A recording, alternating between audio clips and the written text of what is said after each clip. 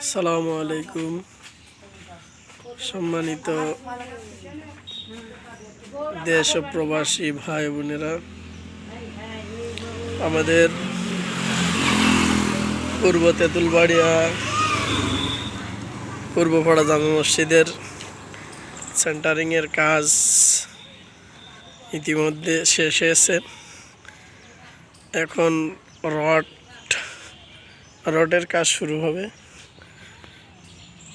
আপনারা যে যেখান থেকে দেখছেন আমাদের জন্য দোয়া করবেন, এবং যদি আপনারা পারেন তাহলে মসজিদ নির্মাণের কাজে সহযোগিতা করতে পারেন। অসংখ্য ধন্যবাদ। আসসালামু আলাইকুম।